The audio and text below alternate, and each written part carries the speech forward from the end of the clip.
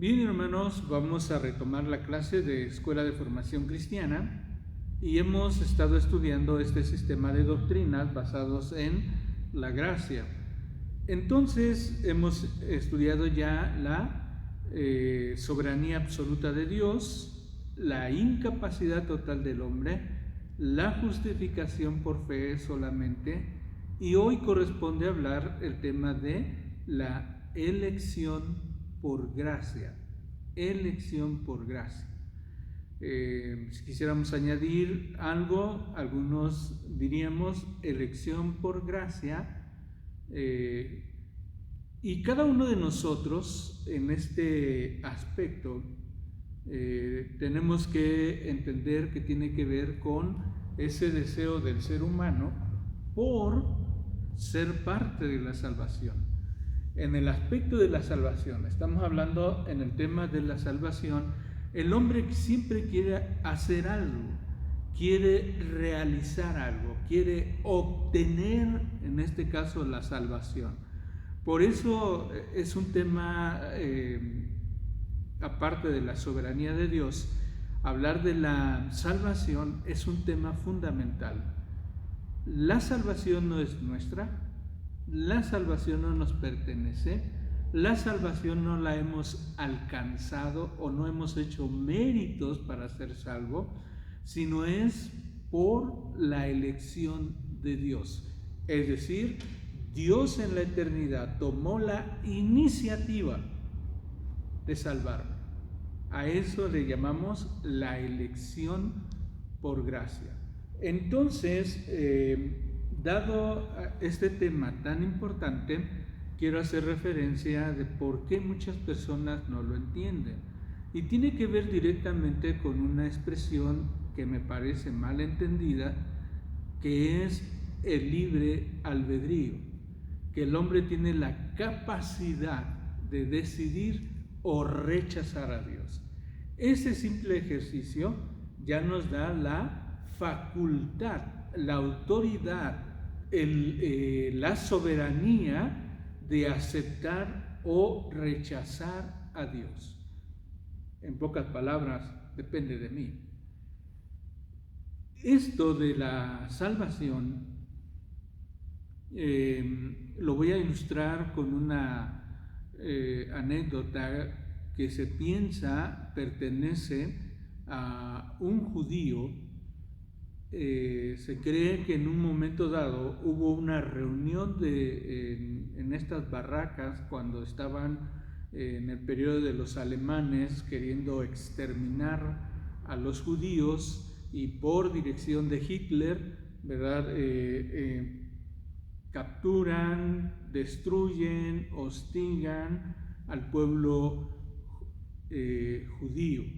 Y dentro de estas barracas donde estaban enclaustrados los judíos, se cree que hubo una reunión, y en esta reunión hubo varias opiniones de qué está pasando, por qué Dios permite estas cosas, etcétera, etcétera. Y se cuenta la anécdota de un padre que parece ser que esta es la idea de el libre albedrío. Y entonces él narra, porque así se lo piden, él narra la experiencia cuando él es capturado. Él tiene tres hijos pequeños, y él es capturado y él es separado de su familia, y obviamente él va a algún lugar con los soldados, y a los niños los iban subiendo en una especie de transporte, en camión, ¿verdad? Y ahí van los niños. Entonces muchos niños, por no decir que todos, estaban llorando porque estaban siendo separados de sus padres. Y entonces este padre cuenta que en algún momento dado ese soldado lo conocía y él empezó a rogar por sus hijos, que le permitiera tener a sus hijos, que le permitiera a sus hijos de estar con él. Y entonces él empezó a rogarles, y por ahí los hijos estaban escuchando el ruego, llorando, gritando, y estaban escuchando a su padre. Y dice él que en un momento dado él le pregunta, ¿y quiénes son tus hijos? Y entonces voltean a ver y él señala a los tres que están ahí juntos y gritando y llorando. Y él le dice, escoge a uno, escoge a uno y te lo podrás llevar. Y él empieza a narrar que como los hijos escucharon, dice que los hijos empezaron a gritar más fuerte y se olvidaron que eran hermanos y empezaron a gritar más fuerte y le decían a su padre, sálvame a mí, sálvame a mí, sálvame a mí. Y este padre pregunta en esa barraca, ¿a quién salvarías? ¿Al más grande? ¿Al más pequeño? ¿Al del medio? ¿Qué tormento es escoger a uno? Esta opinión, esta experiencia que está narrando, el mismo padre dice, si este es el libre albedrío, yo no lo quiero, no quiero tener la capacidad de decisión. Porque él lo está viendo desde el punto de vista del padre.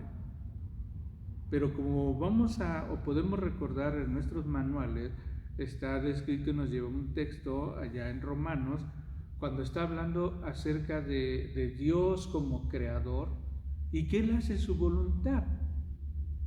¿Y quién puede decirle a Dios, ¿por qué haces esto?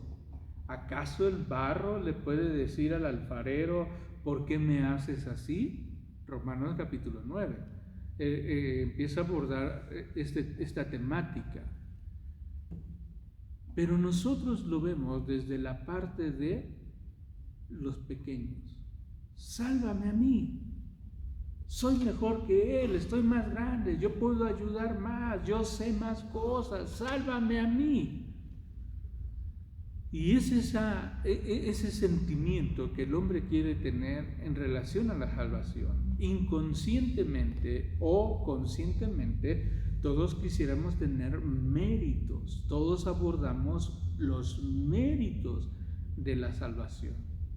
Es que yo sí hago, es que yo sí doy, es que yo sí participo, o es que yo no hago, es que yo no soy como, es que yo... Y entonces empezamos en la mente, ¿verdad?, a abordar lo que decíamos la semana pasada, la justificación que no es por obras, pero así lo quisiéramos vivir. Por eso se me hace muy importante este tema. La elección es una facultad de Dios que toma la iniciativa en la eternidad y Él elige por su voluntad, por su soberanía, pero también lo hace por gracia.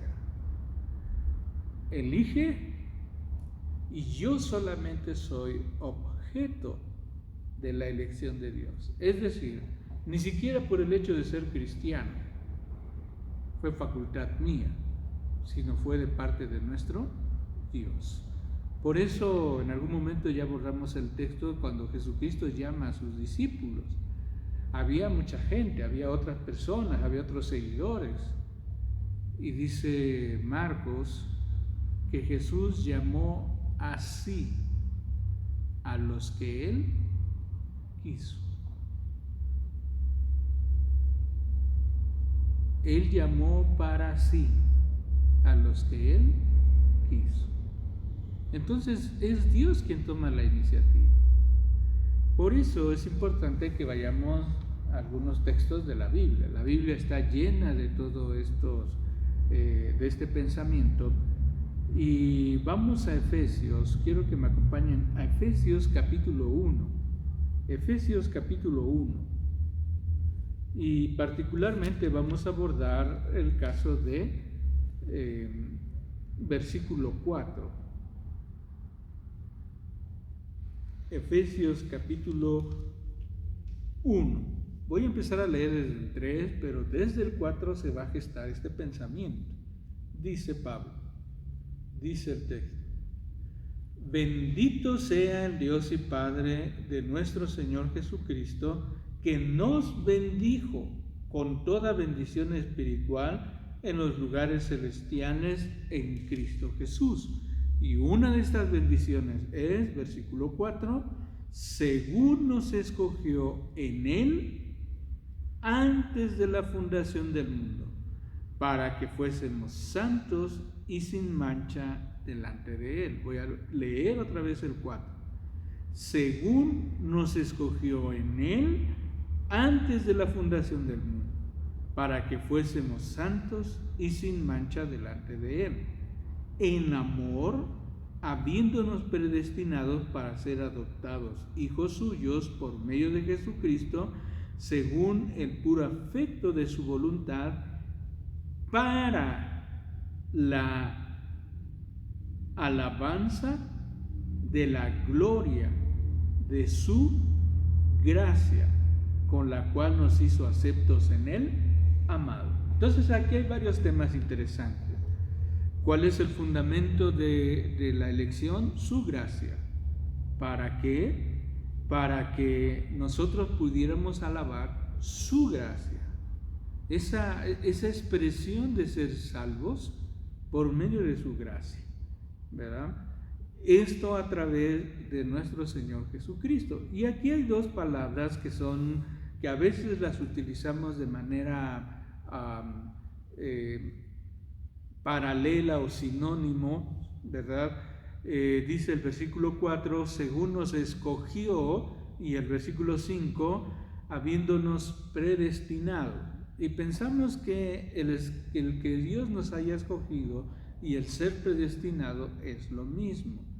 El doctor Roger Smalling hace una excelente observación y dice que de alguna manera sí hay una diferencia entre el asunto de la elección y el asunto de la predestinación. Y voy a empezar con la segunda, predestinación. Y el ejercicio de la predestinación es la composición de dos palabras, que es predestino.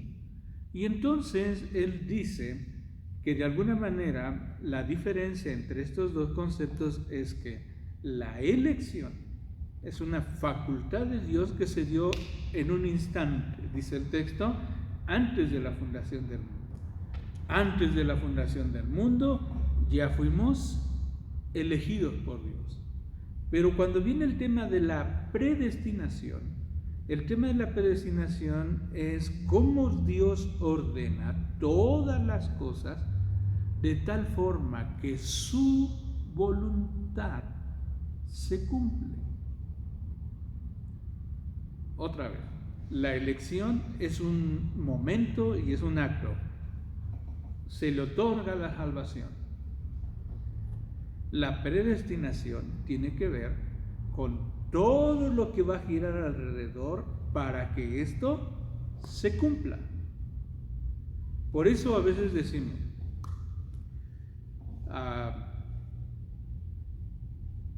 tenemos algún familiar, alguien cercano a nosotros, algún hijo, el esposo, la esposa. Vamos a imaginarnos en el esposo y la esposa.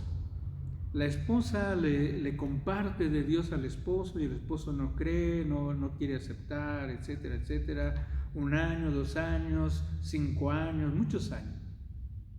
Y está insistiendo. Por ahí llega alguien y en una sola conversación y en palabras muy sencillas, él entiende la voluntad de Dios y responde al llamado.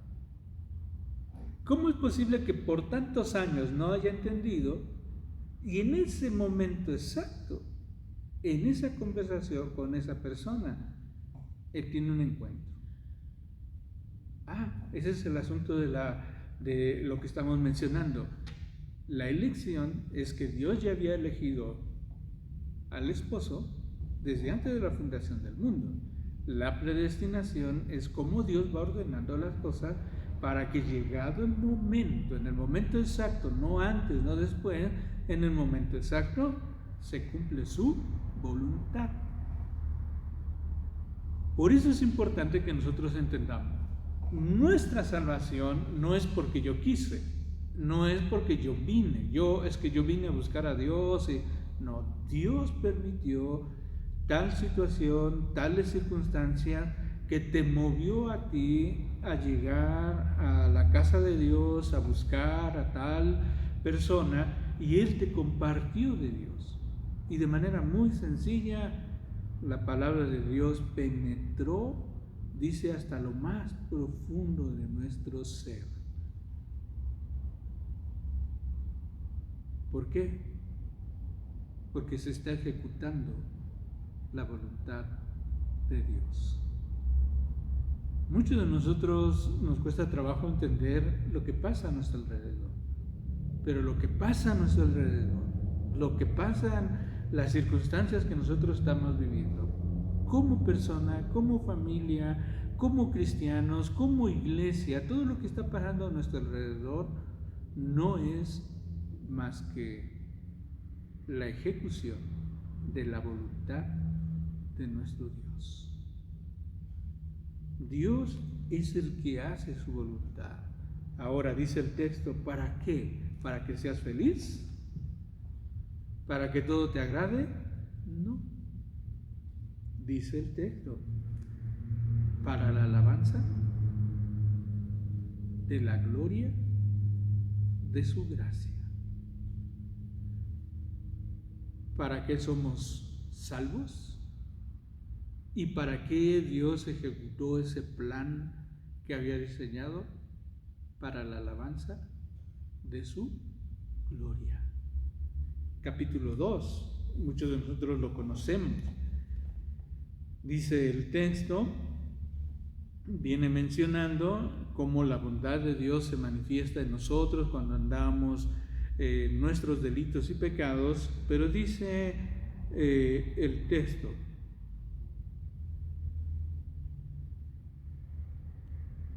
versículo 7, capítulo 2, versículo 7, para mostrar en los siglos venideros las abundantes riquezas de su gracia, de su bondad, para con nosotros en Cristo Jesús. Porque por gracia sois salvos, por medio de la fe, y esto no de vosotros, pues es don de Dios, no por obras, para que nadie se gloríe. Y entonces, ¿por qué somos salvos? Dice el versículo 7, Efesios 2:7, para mostrar en los siglos venideros las abundantes riquezas de su gracia en su bondad para con nosotros en Cristo Jesús. Es decir, nosotros, si fuimos salvos, no es para que la gente me vea, no es para que la gente diga, ah, qué buen cristiano es, o qué buena persona es. No es eso. Si nosotros hemos sido salvos, es para que la gente, para que las personas vean a Dios, para que alaben a Dios, para que glorifiquen a nuestro Dios. Por eso fuimos elegidos. Recordemos lo que vimos en la expresión de la incapacidad del hombre. Ningún hombre, por su propia voluntad, busca a Dios. Nadie. Nadie es lo suficientemente bueno para glorificar a Dios. Por eso nosotros necesitamos entender que la obra lo hizo Dios, Él nos eligió, y lo que estamos haciendo ahora nosotros es disfrutar del plan de salvación de nuestro Dios. Y gracias a Dios que así fue. Porque uno de los temas que vamos a ver es la seguridad de la salvación. Gracias a Dios, porque la seguridad de la salvación, si yo no la alcancé y Dios me la dio, entonces la seguridad de la salvación también viene de parte de nuestro Dios. Dios me dará seguridad de mi salvación. Así es de que, hermanos, sigamos estudiando. Si tienen preguntas, si tienen algún comentario, valdría la pena que lo hicieran llegar a través del WhatsApp. Que Dios les bendiga y nos vemos la próxima semana.